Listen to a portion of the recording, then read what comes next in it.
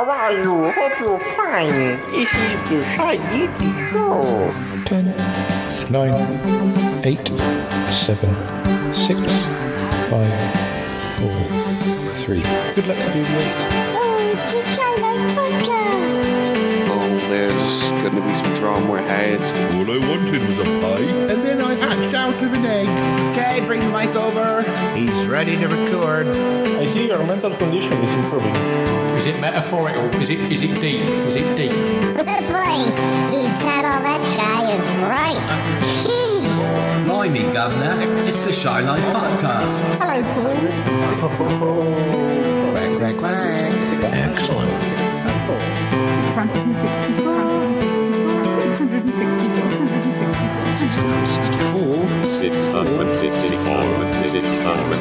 Bonjour et bienvenue au podcast The Shy Life.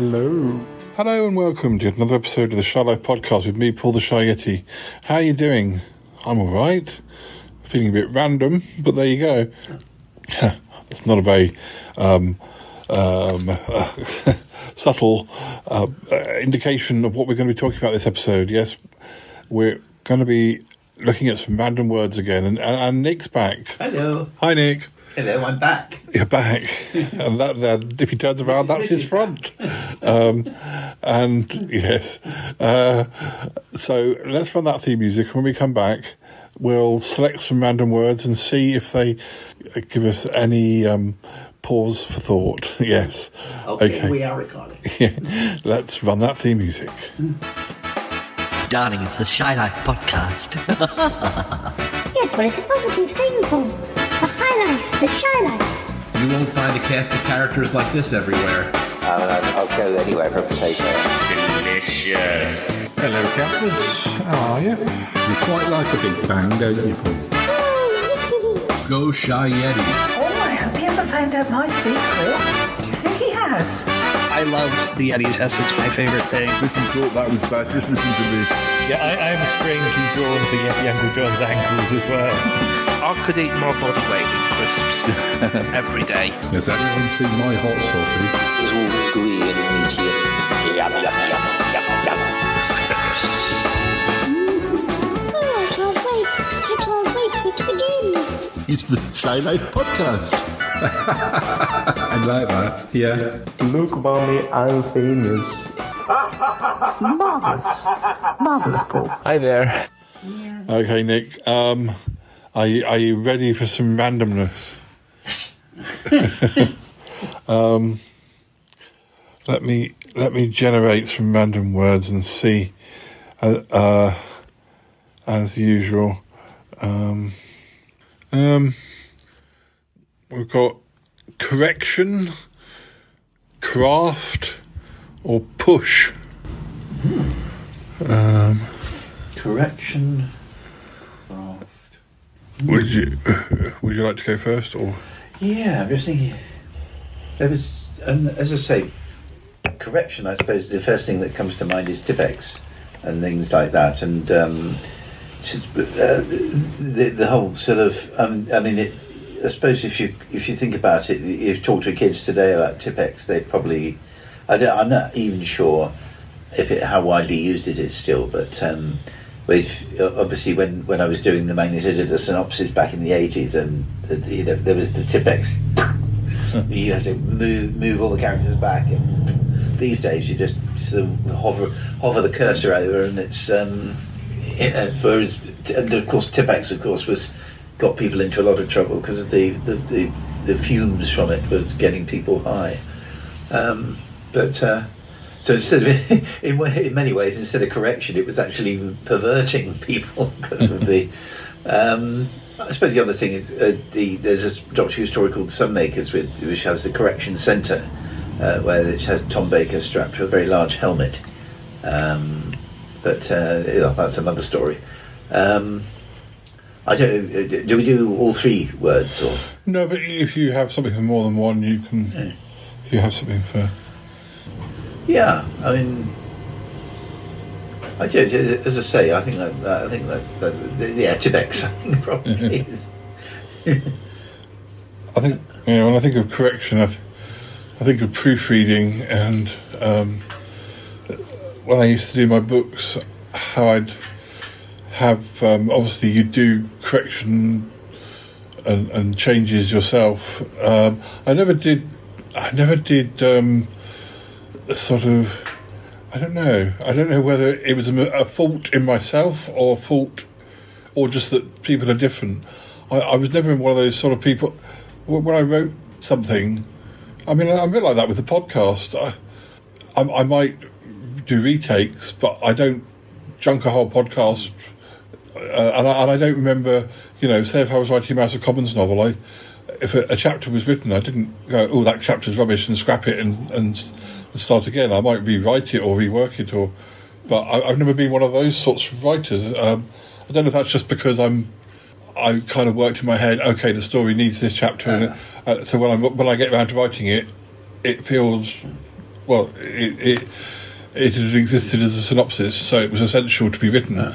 But you do hear about people writing things and throwing away whole chapters and chucking a whole chapter. Well, I've just never been like that. There was a time when I with writing, I would sort of stand by every word and da da da, and I thought, that's the way it is. And I think when I started getting a computer and writing on a computer and writing with a computer, and not on a computer, I think because the whole process of correction and change and rewrite became a lot easier, I became a lot more rewritey.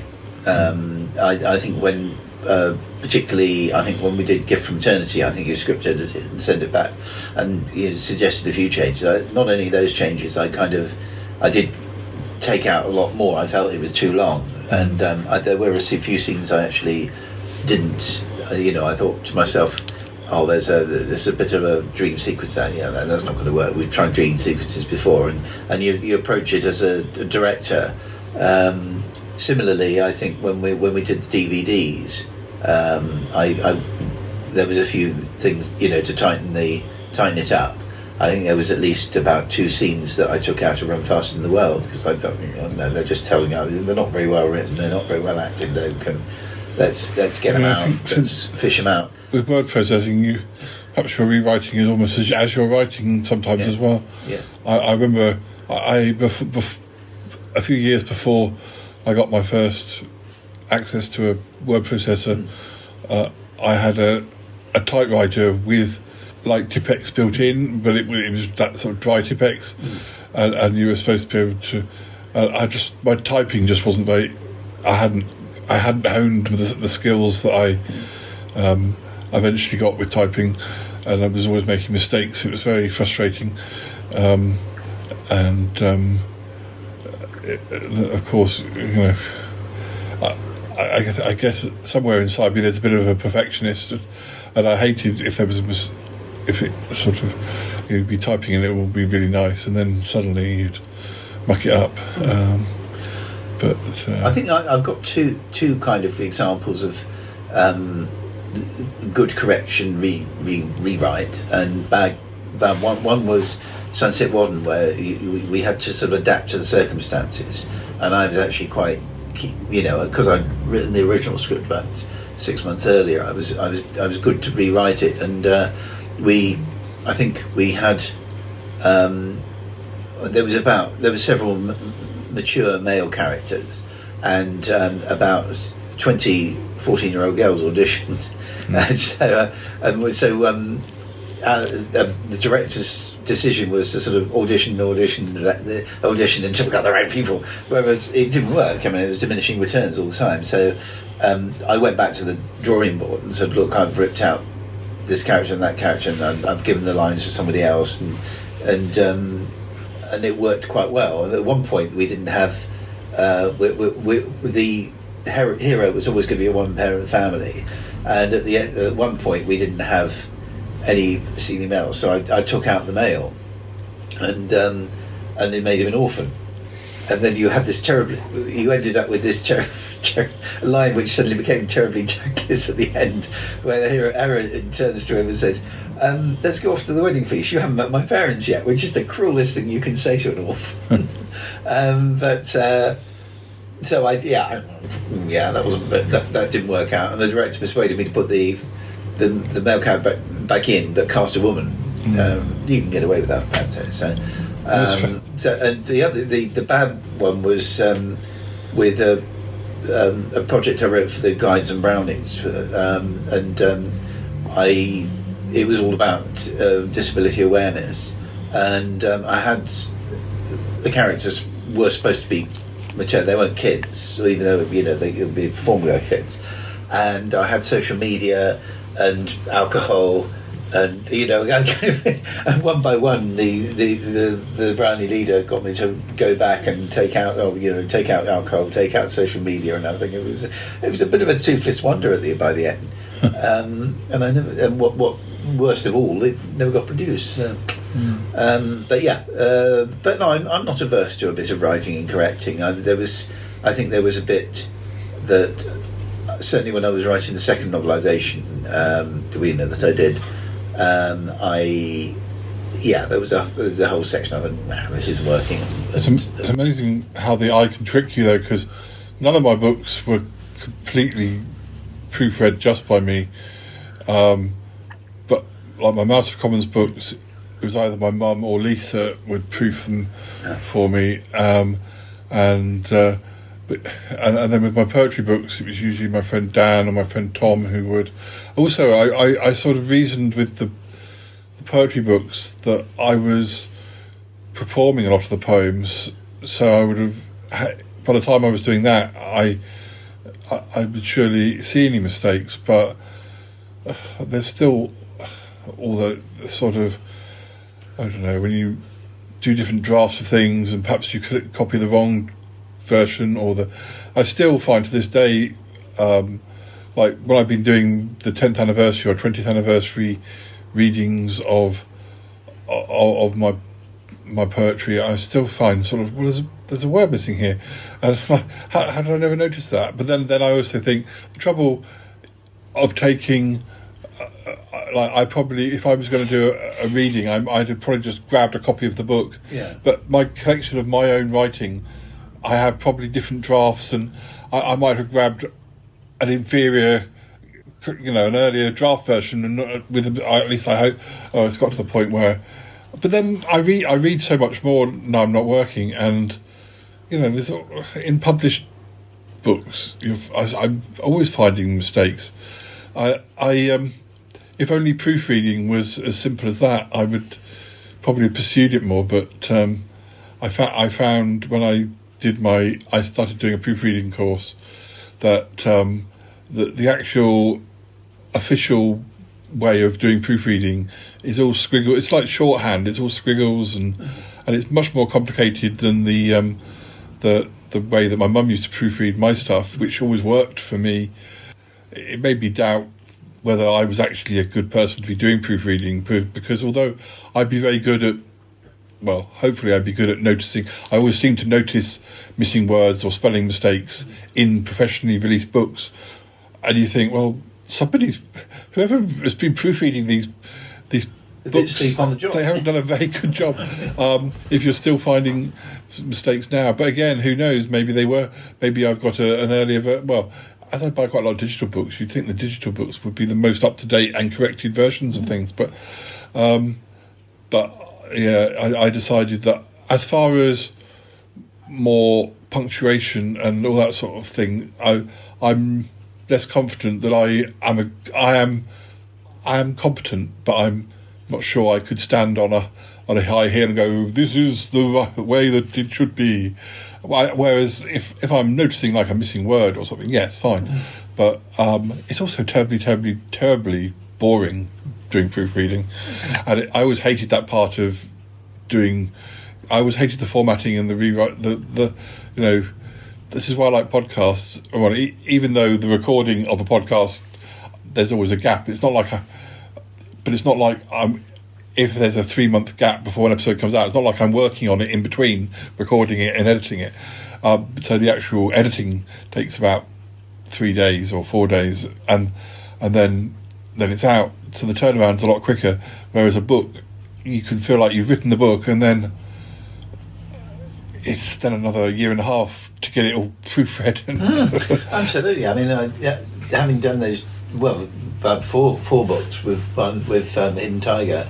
I mean, I wrote, for example, I wrote the Song of Dreamers in 2020 during the COVID lockdown, and submitted it to Alan.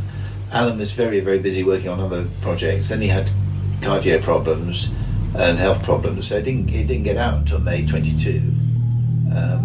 In my most busy writing phase, this is the thing. I felt like people thought that they didn't realise that there was a factory going on behind the scenes. So if I released 3 or 4 books a year, maybe a couple of poetry books, or sometimes they'd be a repackaged book of poetry, or there were some years where I had 2 or 3 poetry books out. But it's not like those poetry books I started on the 1st of January and finished them on the first one would have had poems from the previous year, and there was always something like with the Mouse of Commons books. I was always writing one at the same, and then also I was proofing one, so there was always, so you might get 3 or 4 books a year, but each one of those books, if you looked at how long they'd taken to write, been written over a period of 2 years. So it's just that it got to the stage where I'd done so many that they were coming out every sort of 3 or 4 months, but it hadn't just taken 3 or 4 months to write them. If you hadn't thought about it, you might think, oh, you only wrote one for 3 months. No, that's the one that's come out. I've been writing that for like a year and a half. But no, I've had various script editors over the years. With the films, I had Andrew Candish, then I had you. At one point, I had Andy. So it's always good to have another pair of eyes over it, and each one brought their own disciplines to it. One of the books that I'm doing an episode about this year is a book that came out for my 40th birthday. But I think because one of the previous books got delayed, I was still writing new poems for the next book, so I was kind of reading them at shows a good year or more before the book even came out, because I just, things get in the way, or problems, or just proving things. One thing I found with Andrew Candish is there were certain things he didn't understand in the script, and I think he suggested, with the plot, he was because it was all very POV. Not the opposite of POV. Sort of focused on Louise's character and Rosie Lenz. He didn't think we could do a rave without showing people. I was going to have hands coming in and things like that. Was the original idea, and he wanted her to turn up and the rave was cancelled, so he didn't have to show it. And I thought, I put a note back saying, no, that's crap. Rise to the challenge. But no, of course, in the Sutton Park days, because it was ad lib, sometimes this is stretching a bit, but from corrections, but you could turn a mistake to an advantage, like when the metallic man's fingers all fell off, but that on camera, and rather than kind of go, oh, I've broken a prop, I just kept on acting and turned it into a massive plot line where the metallic man then claimed that somebody had beaten him up, and yet the viewers had seen that he just stupidly fractured his own fingers by closing a door. But because he was a baddie, he pretended that one of the other characters had... I just remember coming back whooping, because I was busy editing Prison in the Sun in the other room, and I remember coming back whooping with laughter, because and delight as well, because he found a way of working around it. I do enjoy my improvisation. The only thing I was going to say of those words, a very brief, just what came into mind is with craft, and it's a bit, and I wasn't thinking of craft as in making things. I was thinking of a boat, and that's also, my brain has leapt a couple of steps forward. For some reason, I'm thinking of going on the boat to Brownsea Island in the days of Sutton Park. That's the craft. I was thinking of the 1996 film The Craft, that put a pre-screen Neve, is it Neve Campbell? the Scottish lass who's in Scream. Mm. I think she was a youngster in that. Yes. But I can't remember if I went once or just or whether I went twice or just once to Bouncy Island in the Sutton Park days. But I remember going with Robin, I think, and we had some wind-up dinosaurs. So it was around the time that Jurassic Park came out, and we did Jurassic Sutton Park. That's right, with these wind-up dinosaurs, and then sort of filmed them really close coming. The dinosaurs wanted to take over the show. Lots of close-ups on the dinosaurs doing. Actually, it reminds me, going back to that episode of Doctor Who we watched the Crotons yesterday with the where the robots have very inappropriate accents for Brummy accents. My Croton. So that they sound like I'm doing the voices for them. Anyway, we should probably find some more words. What about stab, rage, or rumour? Rage, I think rumour. I mean, the big. I mean, in our lives, the world of Doctor Who is the biggest sort of source of rumour. And there was something called an omni-rumour about 9 years ago, when they found Enemy of the World and the Web of Fear, which is the stories they discovered. And there was a massive rumour that it was going to be Marco Polo and the first Doctor story. And the ball is still bouncing now. It's as I say,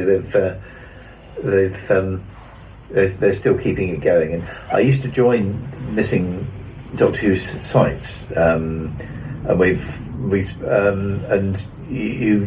because I'm interested, but inevitably I end up leaving them because either the person running it is a complete shitter, or you have a massive raft of over-optimists, and you have a massive raft of sort of pessimists, and it all gets lost in a sort of sea of extremes, and you kind of lose patience with it after a while, which is a shame, because nothing would give me greater pleasure than to see one of the old stories come back. But rumour plays havoc with Doctor Who, and then I think there's all sorts of, with the 60th anniversary and Russell T Davies coming back, there's all sorts of rumours going around now. So, I mean, rumours quite fun. They can, as long as they're not malicious. I don't think there's too much harm in rumours, and they get people talking as well, which is always a good idea. I could probably say something for all three, but not necessarily masses of things, just thoughts. I mean, when I think of rumour, I think of sometimes. Well, I suppose there's a thin line between rumour and gossip. And I think I told a story not so long ago about my old job, where sometimes rumours got around so much that you ended up thinking they were real, not, and that wasn't your fault. You just heard them so much, or there was even evidence that made you think, oh, you heard a rumour, and then you saw the people together. Yeah. Oh, right, so they're together, and why shouldn't they be together? Yeah. Quite innocent. It was one of those things that what might be gossip in one department becomes rumour in another, because, to be honest, they don't really care whether those two people are dating or not. Yeah, well, there was you speak about work. I mean, there was a very nasty rumour about two young people that were friends in the office, and it got nasty. They had to be separated because it was they were just and there was it got that there's one rumour that got very nasty. When I think of rage, I was thinking of generally, I'm not known for being an angry person, although sometimes I think you get angrier the older you get, just because things stop. Oh, absolutely. But when I was younger, I didn't used to get angry that often.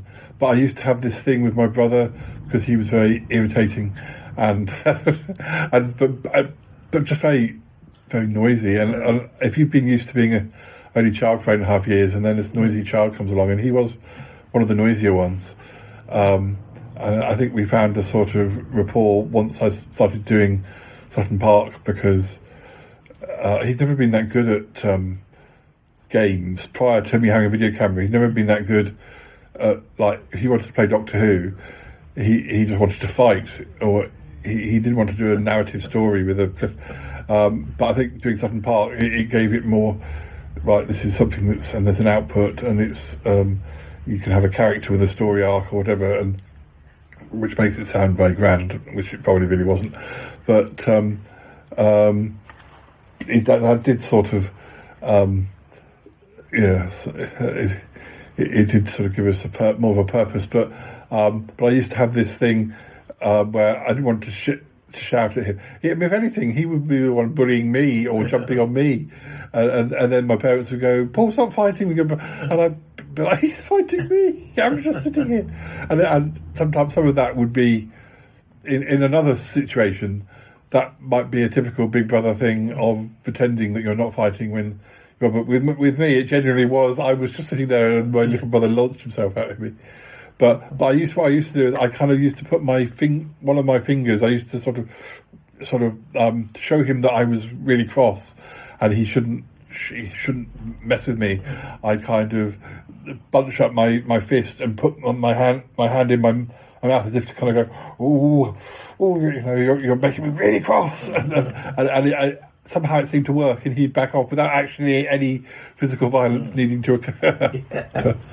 I mean, we've, I mean, over the years, I've had fairly short fuse. I think I F and blind a lot more than I ever used to, because I suppose, especially with work, I've been there so long, and I see, I generally like my job. I believe in what I do, but I see people that should know better, or that are interfering, or just not, or just phoning in what they should be doing at the cost of others, and it just made me angry. Also, the rather sort of inadequate system we have to deal with as well. I think I got cross with my boss once, years ago, where she was letting her boss give her more and more work, and yet she was supposed to be writing staff reports, and she was it was getting more and more close up to the deadline, and that could make a difference as to whether I got a bonus or not. And I generally did get good staff reports, so I kind of wanted I thought that she should be prioritising us, or pointing out to her boss that this needs to be my priority at the moment. And so, with about 24 hours notice, I went and spoke to her boss and said, "Don't think this isn't good enough." And then she came to me, "You shouldn't have spoken to my boss." And I said, "You're thinking about yourself. You're not thinking about us, who have." And by the end of the conversation, she was very apologetic and completely saw my point and realised that she'd kind of let herself be manipulated by her stupid boss, and that it was, to us, it was a big deal. It was the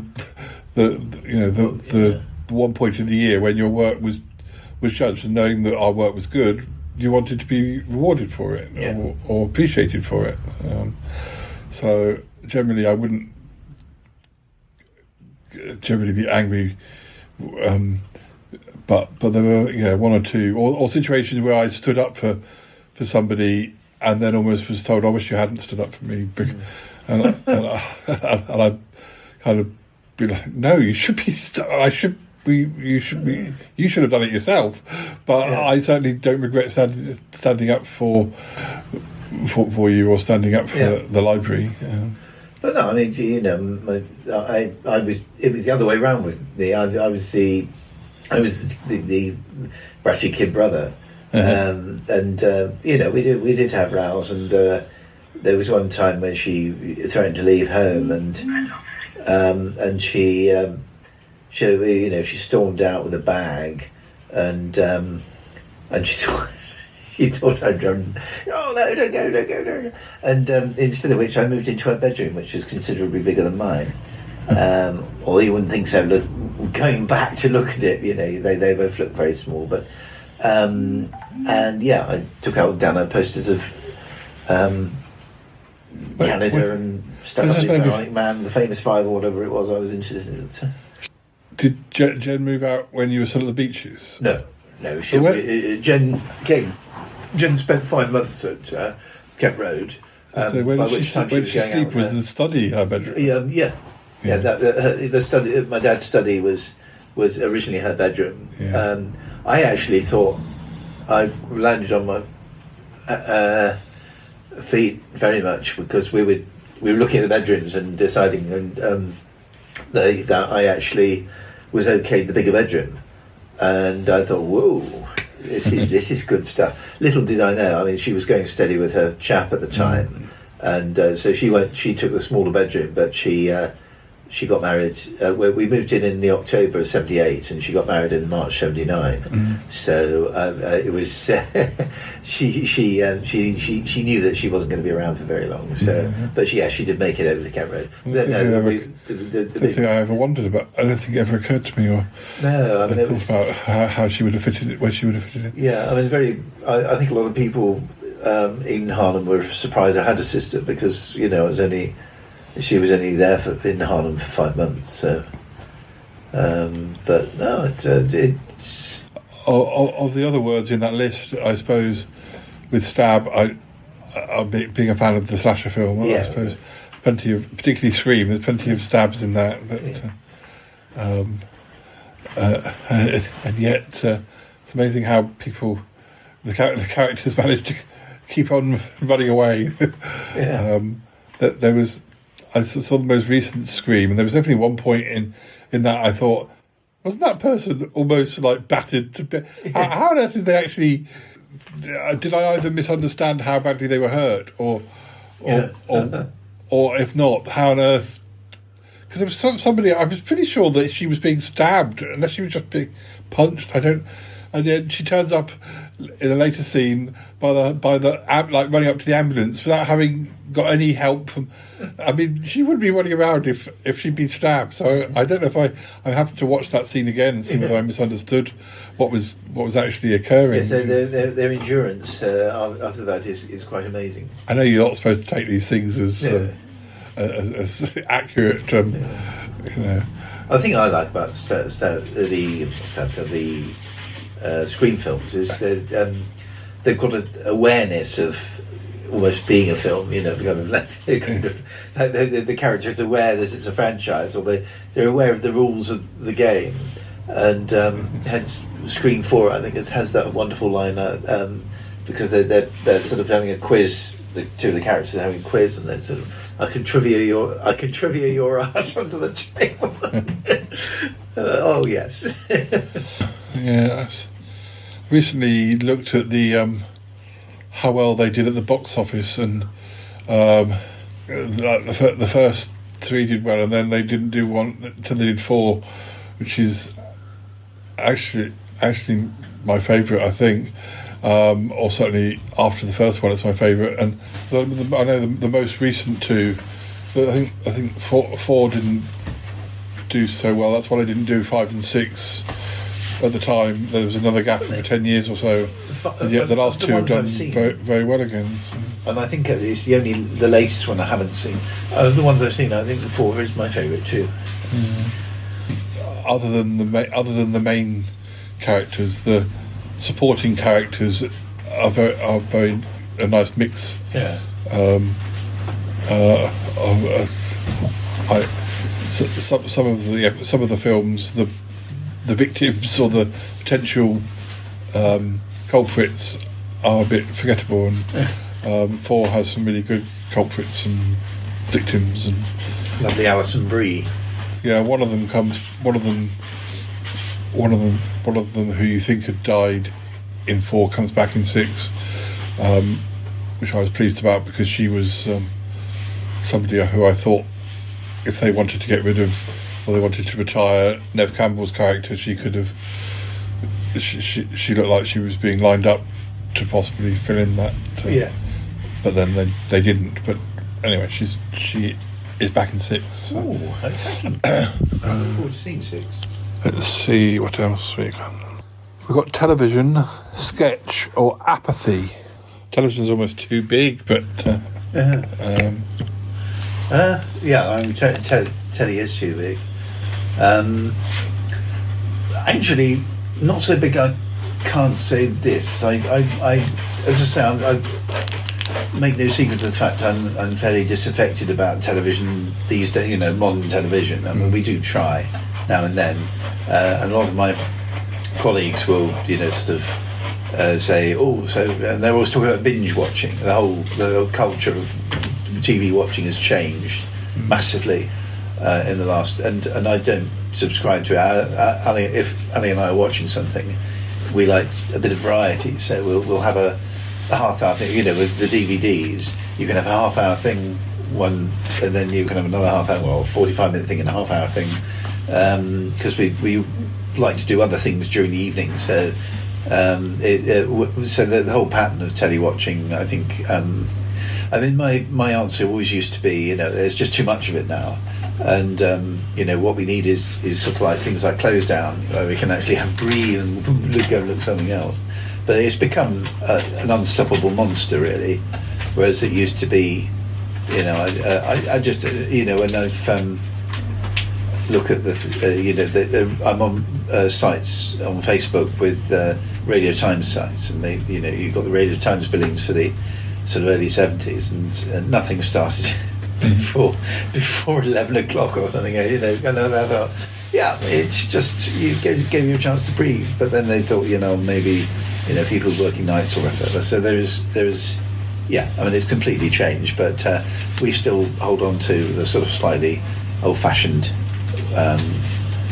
principle, and it works for us. I mean, a lot of people are rather contemptuous of it, but at the end of the day, it's what you like, you do what you like. We still believe in physical media. We like the idea of you can get up at 3 o'clock in the morning and do or if you can't sleep or something, and stick on anything. I mean, that's the state of how some things are available and other things aren't available. I mean, that's definitely something that brings out the rage in me. Because it's like, what's the point? In that there are certain programs that are given are approved and are very, very easy to find, or it's like it's like sort of the TV that's most easy to come by is the best. It's always the what about the stuff that didn't do well but might still be wonderful? Yeah. Or is very old now, and of course things aren't given the chance to develop. I mean, it's kind of like at one point, say the list of TV you could get hold of was I don't know, say 1,000 shows, and now suddenly it's down to 250 shows because the ones that weren't. Oh well, these ones didn't sell very well, so that means no one's interested. Also, you have this sort of we experimented a few years ago with the BBC stores where you could actually buy a show, but then the stores closed, and you couldn't actually retain what you'd bought, which I thought was a bit much. I think it would have been nice if you'd actually been able to do that. But there were several shows there which they put on the BBC store, but they've never released on DVD. Dennis Potter's Traitor with John Measurer, a brilliant performance, and Switch the Curtain, and all these things that still haven't come out on DVD, and yet they found them. They thought they were important enough to put them on there. So it's just it's nuts. Yeah. I think the word that I would choose though would probably be sketch, because I'm thinking back to one of the first things I did when I got a video camera was to do a sketch show of sorts with the Beaches broadcasting with Harry and Robin, but with other people obviously as well as it went on. But we, as you know, because you were part of it, we did a lot of. The premise was that it was around the time when the ITV network franchises were changing, and so the premise being that we'd bid a ridiculously low amount to get the franchise to run a TV station, and we won it. So I remember Harry actually enjoying writing scripts and stuff. It wasn't, although we did do lots of ad-lib things, there was also stuff that he scripted, or maybe even he and Robin wrote. I mean, we had the making of RPS and things like that. It was kind of almost a commentary on certain other things. And we did fake dating. I'm sure we did. I don't know. I think we might have been ahead of the game with that, unless I'm thinking wrong. With the fake out of date. Yeah, like although we kind of sort of used the idea of blind date. Yeah. It was more like a dating profile, and I'm pretty sure when they did Smack the Pony in the late 90s, they did because it was different. Like you played a character, or Lena played a character, and we were supposed to be trying to sell ourselves as potential boyfriends or girlfriends. I was a footballer. You faded me down too quickly. I was just in my element. and they definitely did that on Smack the Pony a few years later. And I don't know at that point that I'd seen a show where they were doing. I might be wrong. Maybe I had, but we I think some of it was inspired by Blind Date, but some of it was its own thing, and later repeated by other actual proper TV comedy shows. But of course, Sutton Park was meant to be just a sketch on beaches. That's right. I mean, I remember you sending me a postcard about it and saying, Beaches has got his own soap opera. And I thought, because at that point you moved from one project to another, and I thought, I'd give it 6 weeks, and I thought, well, it'll be something else next month, and sort of. The thing 9 is, years later. The thing is, I went to university and I wasn't living with my fellow students, and I hoped to do filming with our friend David, but he wasn't really interested in being in front of the camera, although I got him in front of the camera a little bit, but mainly just to write him out in the end, because it became sort of unworkable having him as a character. But I really wanted a project that I could do when I was by myself, because there was, although you have lectures, there's a lot of time when you're by yourself, and so Sutton Park was I had to establish, well, I'm like a filmmaker trying to look for, I've heard about this place called Sutton Park, and luckily, because I was starting in sort of September, it was Halloween quite quickly, so I managed to get a few Halloween sort of props and squirty string and things like that. Anything that I could make,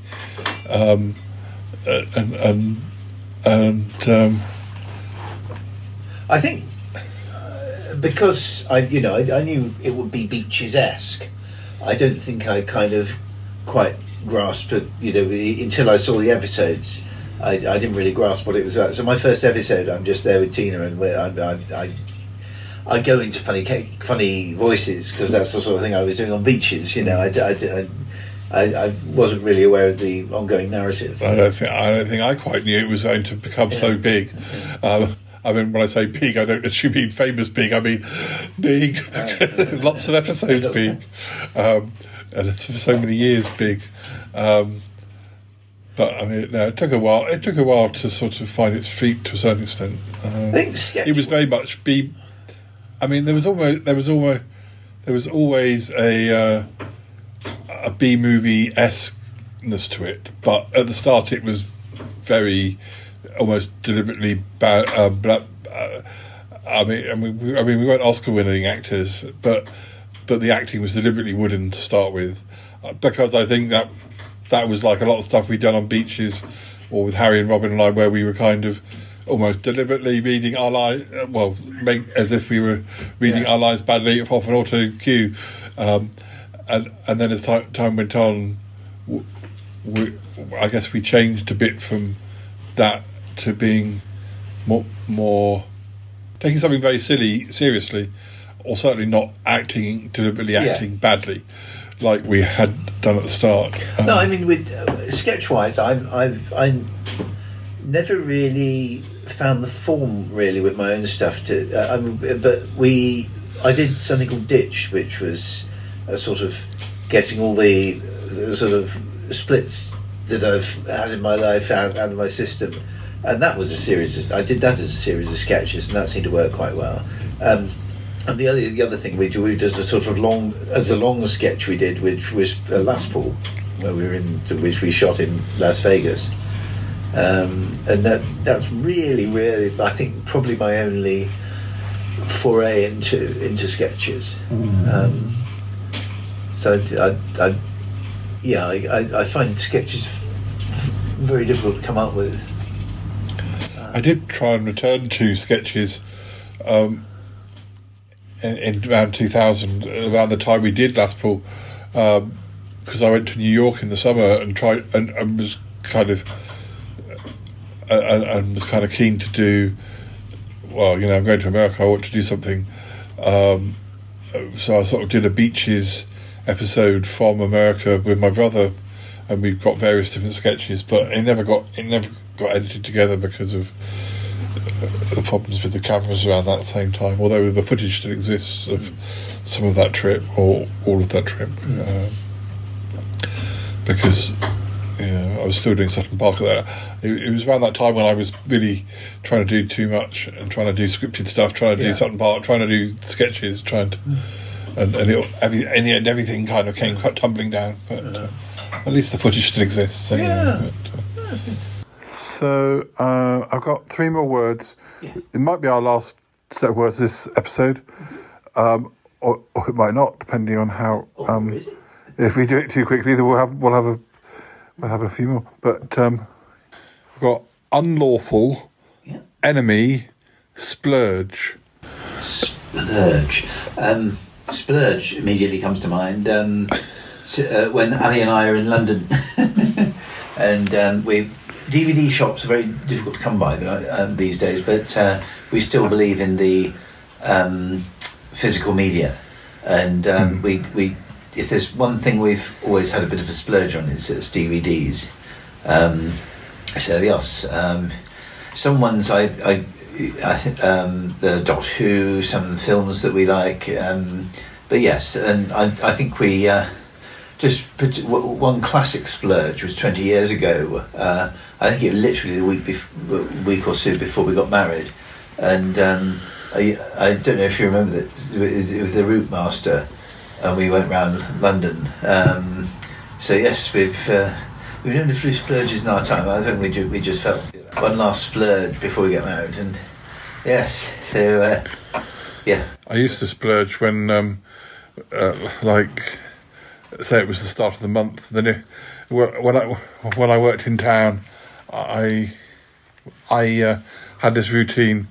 I could get, I think it was a Virgin Megastore down the King's Road, but it was the right end of King's Road. It was not too far from Sloane Square, and I got it timed that I could, in an hour lunch break, it took me about 20 minutes to get there. Meant I had 20 minutes to shop, and then 20 minutes to get back. I mean, goodness knows when I was actually going to eat my lunch, probably when I was back at work. But yeah, that was a regular. Speaking of going to things after work, I mean, that was the other thing. When we were first married, NBC was still open. They're wonderful CD and DVD shop, and they tended to, as well as the mainstream stuff, they tended to get stuff that was perhaps not mainstream. So, and they were releasing they were releasing everything back in the early noughties. They had, there was Blake, there was James Bond, there was Doctor Who. It was great. It was a great time in the early noughties, and I used to, if I knew there was a new release in town, I'd pop into town after work. I walk down into town after work, and NBC would still be open. I'd get, if it was a Monday, I'd get the latest release, and they were still, I think they were still releasing the tail end of the Doctor Who videos when we got married. So yeah, so the happy memories are splurging. Also, but with NBC, they actually they used to do a wonderful thing at Christmas with the late night openings, where you could wander as long as you like and watch as long as you like. And if you'd had if you bought so many things over the past year, they give you a token. They give you a sort of points. I miss that. I miss that shopping experience very much. That's great. When I see Enemy, I think the thing that's come to mind this time has been the sort of enemies I had when I was probably under the age of 13. There were quite a lot of kids in our village when I was growing up. A lot of them were sort of tomboys, including my friend Sarah, who you once worked with for a while. Yeah. But there were also, when we were, I don't know, 8, 9, 10, there were older people in the village. There was one boy called Guy who was almost like an enemy, and I think he sort of had a sidekick called Martin. They usually, all of them usually have sidekicks, don't they? I've noticed that. But I sort of remember, because there's a back path that goes through the church behind my parents' house. And that's a quick way of getting down the village without going on the main road. I do remember sort of, some of the group getting split up and being tired. The thing is, I don't really remember how rough it was, or whether it was just menaces, or whether it was. All I remember is that somewhere along the way, Guy built this tree house, and before he left the village, we were all like part of his gang of treehouse people. So these sort of enemies you have, it can sort of change one day, and one day you're. I know there was never any consistency, was there? I mean, I had a gang of older boys that I hung out with in the second year at junior school, and they, one moment we were playing Star Wars and exchanging science fiction fantasies, and the next they kind of, we don't want to play with you anymore, but with enemies, I mean, in the beaches, with one memorable one that I actually borrowed a little bit with the name and to an extent the character, was a guy called Victor Oliver, who was in one of the flats just down the road. He was an older boy. He was, I don't think he was as old as my sister, but he was, more my sister's age. And he was very much into tormenting younger kids. And he was sort of like, he used to be into practical jokes, like that, the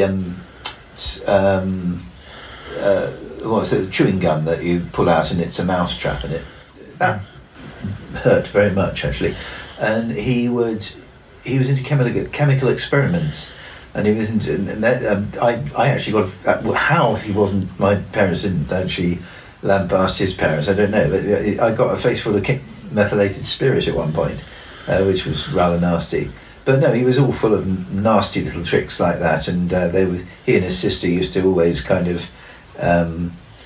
sort of lure the younger kids into their world. But I used that as the basis for Oliver Darlington in Gift from Eternity. That sort of just nasty top. He was quite a toffee he had a quite posh. He was quite well spoken. The other one I have is Tracy House, who was who Harry would remember. She kind of was always trying to turn my own, some of my friends against me, and was always sort of hanging out with the younger kids, and I think she kept a distance from my sister. But we didn't have a lot of time for each other. She was trouble. Quite immature in a way. I think it was Guy who lent me a Wombles album, and I thought he was giving it to me, and then a few months later he came back for it, and I cried my eyes out. I was 34 at the time. Well, yeah, so quite reasonable. But the other thing, when Guy left, we didn't really have he obviously, I don't know if he became a carpenter or not, probably not at all, but he was good enough at carpentry that he could do a camp, and he did this rope swing, and we were all quite brave, really, jumping off this tree on this rope swing. And I don't know if it really happened, but there was rumours that Guy had fallen off and hurt himself because he would go down to the camp, and that was quite. Usually you went in with a group of people, but there was the odd occasion where you kind of thought, I'll go down there by myself, and then. I'm sure we heard that Guy had fallen off and it hurt himself, not permanently, but after he left the village, it was difficult to keep up maintenance on it when it was, and then I think a load of kids from the neighbouring village came down, and we never actually saw them or confronted them, but they came down, and I have a feeling like we did something. I think by the time that Guy went, it all went a bit. With the tomboys, it went a bit girly, and we might have left a visitor's book, and they might have even left the people who vandalised the place might even have signed the visitor's book. Oh, wonderful! That might just be me exaggerating it. No, that's a good story, though. What a lovely idea. Signing the female touch was added to the tree camp. A little doormat. The idea of tree houses very, very much appealed to me.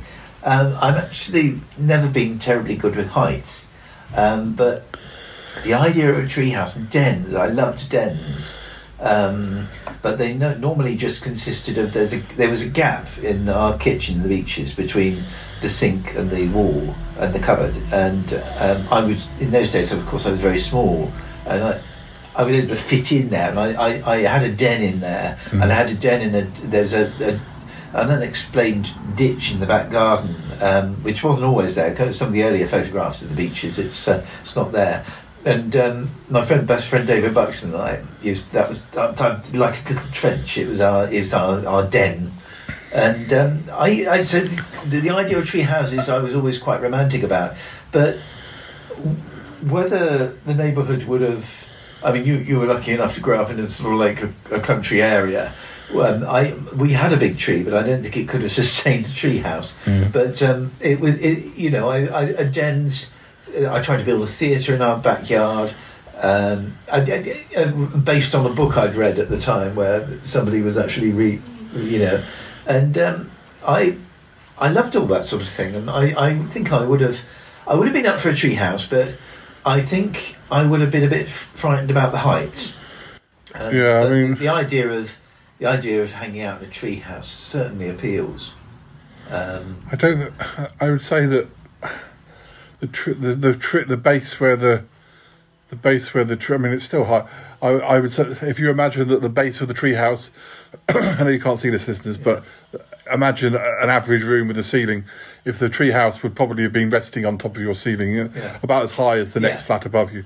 So high, but not high enough when you're about to swing off a swing. Well, yeah.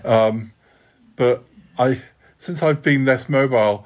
I've sort of said to one of my friends, Milo, almost like I feel like trying to almost apologise for myself. And I used to be really energetic, and I used to cycle everywhere, and I used to climb trees, and I used to swing off trees. We've got there's a shot of you 30 years ago when I've got a photograph of you 30 years ago when we did the recce in Pepperbox Hill for Southern Park Prison in the Sun. and I've got you up a tree with your video camera. I think holding on the tree with one hand and your video camera in another. So, but no, I would have. I think we had a sort of. It wasn't quite a tree house, but it was a sort of treehouse and some. I think my friend Otto had his dad was always making things, and there was this kind of a tree house. There was the tree, there was the house, but there was a garage sort of attached to it. So it was a tree house and with a cheaty tree house, and that was rather fun. I think I might have gone in there a few times, but yeah. The other sad thing I think of when I think of enemies is that I had a bit of a sad situation where I had two really good friends at primary school, Jonathan and Barry, who were there all the way through towards the end. And I feel like we went from being very good friends and kind of going around to each other's houses. But then I remember there must have been ups and downs, because Barry was a bit eccentric. He was mad on emu, and he used to have a emu toy and then do pecky wecky emu and throw it up in the air, and it would end up on the school roof, and the headmistress used to have to get someone with a lad to get it down, and eventually she sort of said, if you do it again it'll stay up there. But I feel like around the time that Doctor Who was post the hiatus, I tried to do a sort of petition to get it to come back. I was presuming I was going to send it, and I feel like at that point Barry was not being nice to me, and because he wouldn't sign the petition. But then there was also the confusion, and the thing is, my memory's not as clear as yours in sort of how things worked out. And Paul from school, he doesn't really remember this either, but he was a year below us, and he was very interested in politics even then. And I remember Jonathan, maybe Barry, being, spending a lot of time with him, and it was almost like we were fighting over.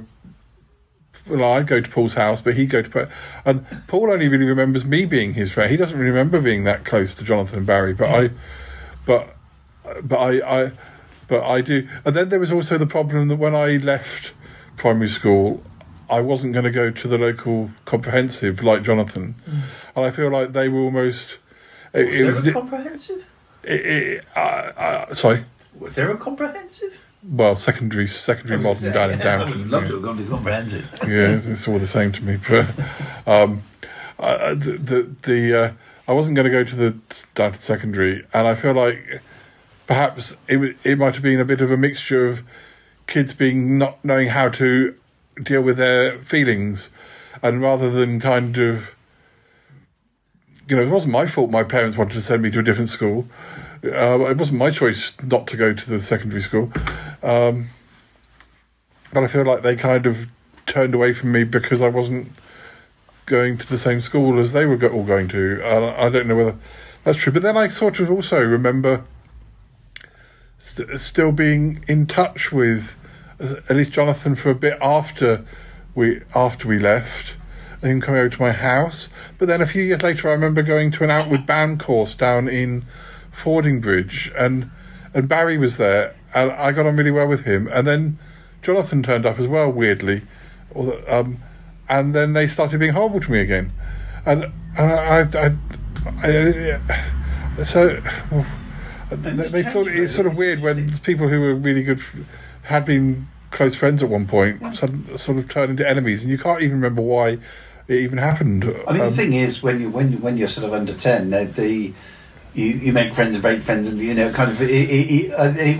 we were people I was friendly with one day, I wasn't friendly with the next, and then I was friendly with them again. We kind of arguments. I think when you're a kid, you think arguments are the end of a friendship, right? Because I'm not sure there was an argument. I think it was more something that wasn't even in my hands, as to like what school I was going to go to, and also my primary school was a very small school. There was only 60 kids in the whole school, so you kind of knew everybody, and really even the little ones to a certain extent, because we did a musical that we wrote about Joshua Scamp, the legend of Joshua Scamp from Oddstock, and I played a blacksmith, and then the blacksmith had to have all these kids around. So when I was in the last year of school, only aged about 10 or 11, I got to know some of the really little ones because they were my kids in my scene in the blacksmith. There's a video of that somewhere, isn't there? Yes, yeah, there does. Yeah. We even did an episode of the podcast where Comedy went back and we watched me on stage, and I had to do a sing, I had to do a sing, a song. I had to sing a song,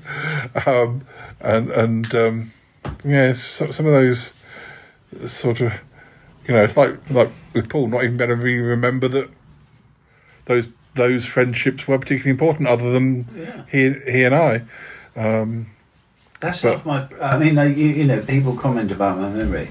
It is a curse as well, because you remember people fondly, and they have very scant memory of oneself. So, and the other thing is, I have to say about that is, when I did Panto about 8 years ago, and there was a lot of youngsters there. There was one particular one playing my daughter, and one of the landlord of the pub we go to, his daughter said, "Oh yeah, she's my frenemy." And there seems to be a with the younger generation, frenemy presumably is a friend who you regularly fall out with, that's rather a good word, I think, actually. I think I probably had quite a few friends. I know Toby said there's a few people in his work that he kind of tries and he's seen how they can turn on people, so he pretends to sort of like them just to kind of keep them being turned on. But yes, you have to do that for survival, really, don't you? Well, I think that's about all we've got time for this episode, Nick. We've covered quite a few different words. I suppose I also ought to say the one thing you didn't mention when the word enemy came up was your favourite Doctor Who story, Invisible Enemy. One of my favourite Doctor Who stories, Invisible Enemy. But in a matter of fact, that did run through my mind. Yeah, I bet it did. It means. I thought you already mentioned Doctor Who. I did not want it again. We're going to say goodbye now, but we'll come back. What I thought we'd do is, we've mentioned it at the start of the episode. I'm going to get a load of words, and we're just going to both say the first word that comes to mind, and not talk about anything else, but just the actual where this came from. I might not be as quick as no, it's fine. I can edit out the gaps. It's fine. But yes, word association rather than random words. Well, random anyway. Right. Well, thank you for this, Nick, and thanks for listening, listeners. And I'm sure we'll do another random word episode in the future. But yes, goodbye for now.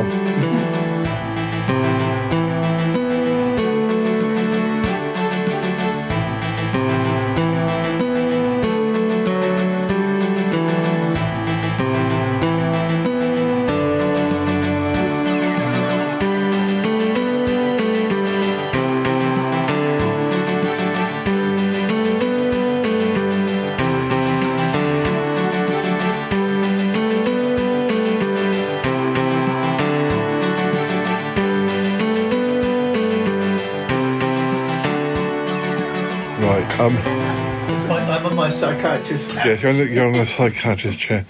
I don't know how this will work. We'll both say a word. But remember, with word association, it's not necessarily your person. It's sort of what you instinctively say when you hear this word, each word. Commerce. Still. Business. No, sorry, that's my reply. That's not. This could get confusing. The next word, outside. Inside, upside down. I know that's what I think of the Dr. Seuss book. Inside, outside, upside down. I'd probably say countryside. Next word, mechanical. Digger. Dalek. Mechanical Dalek. Well, it's got mechanical bits in it. Next word, fox. Hunt. I probably say Fox and Sons, which listeners is the name of the estate agents my dad worked for many years. Infrastructure. College. Probably say trains. That's a difficult word, actually. The next word is due. DUE. Baby. Yeah, I was going to say baby as well, so it's fine if we got the same one. Fortune. Conspiracy. That's the name of the magnet editor story that Joe and I Riches, I'd probably say. Concert. Party. Meet the gang, cause the boys do entertain you. I say band. Probably the next word is orchestra. Pit. I'd probably say trumpet. Forum. Fish. That's a Doctor Who reference. I'd probably say chat. Width. I would say width end. WIDTH. Width depth. Height. Ant. Music. Just read his autobiography. Woodlouse. I say woodlouse because as a kid, I saved a woodlouse from being killed by a load of ants and killed hundreds of ants to save one woodlouse. I'm not quite sure where they are. Well, they shouldn't have been trying to beat up the woodlouse. Organised, intelligent species in your mouth. Yeah, I killed lots of little ones. I think woodlouse was grateful. Yeah, I hope so. He's got a little plaque. Oh, well, he's probably long dead by now, I would have thought, but... they're crawled up into little balls, like ball bearings. Service. Robot. Church, I'd probably say. Steeple. No, that's my reply. Oh dear. Carbon. Emission. Pencil. That's my reply. Next word. Emphasis. I don't know. Emphasis. Do you want me to look it up? On. I'd probably say. I can't remember what I was going to say. I'd put like pressure or something. I was going to say something else. I forgot what I was going to say. Offend. 21st century audience. Snowflake. Bloody offended these days. Ample. Bosom. I was thinking of bosoms too, unusually. Impulse. Laser. I'd probably say there's no perfume called Impulse. And dealer. Wheeler. Drugs. I gotta go now. Bye. Gotta go. Bye.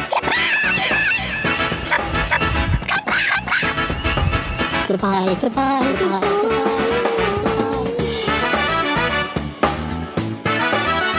It's been good, but yeah, definitely time to come home now. Wow. Really? No kidding. Goodbye. Goodbye. This show is part of the Pride 48 network. Find more shows over at pride48.com. Oh dear. What's going on now? Oh, it's the Shy Life Podcast. Let's go. I have a voice. I have a voice. You have a voice. You have a voice. We have a voice. We have a voice. Unique voices in podcasting. UnivazPods.net. That is so cringe, oh my god. You're a man of culture as well.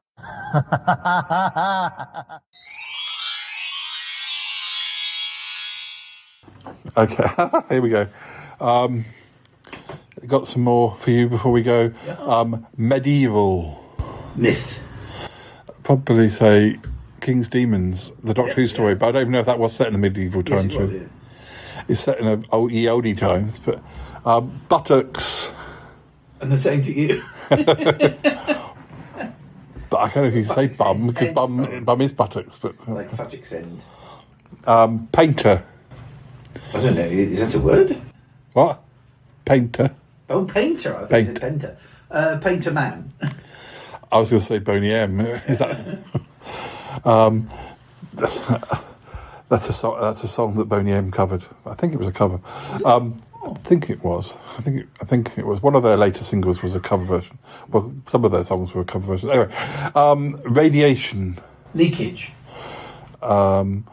Inferno. The Doctor Who story. Yeah. There's probably, well, something's radiating, you know. Something's in there. Church. Stiefel. Church. Tower. Apathy. Work. Politics. Quota. Workload. Podcast. Performance. Art. Mick Jagger, because he was in a film called Performance. That's probably 2 words, but left. Wing. Depart, probably. Fold. Derek. I'd probably say presents, like wrapping presents. Kitchen. Paper. Dinner. Floor. In your story. Oh, it's spelled FLOOR. Oh, is it? Manager. Probably carpet. Share. And Sunny. Not spelled like that, but I could. I'll probably put, say, steel. Prestige. Cooker. Reputation, maybe. Nuance. Tone. That's a tricky one, then. I'd probably say finesse or something, I'm not sure. That's a tricky one, that one. Replace. Component.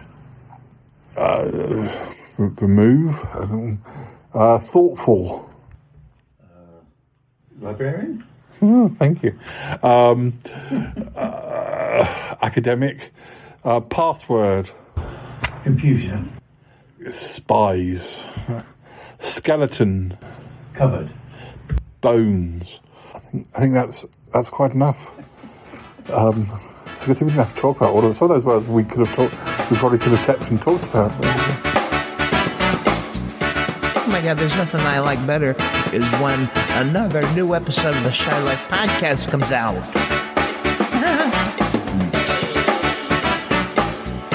Whoa, I love that one. Great show, Paul. Yep, that was a good shoot. Boy, I hope Nick Goodman is on this episode.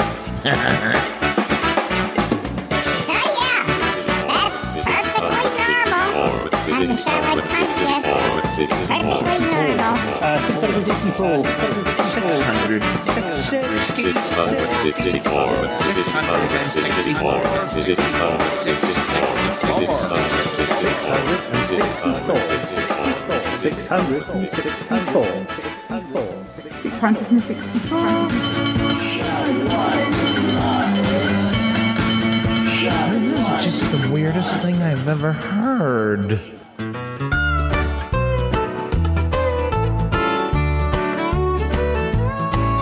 Well, howdy, folks.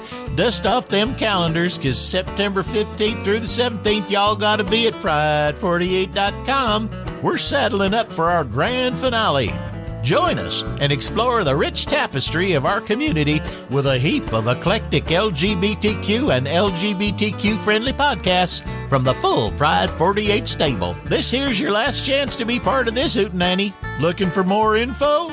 Well, just mosey on over to the Pride 48 website for all the juicy details.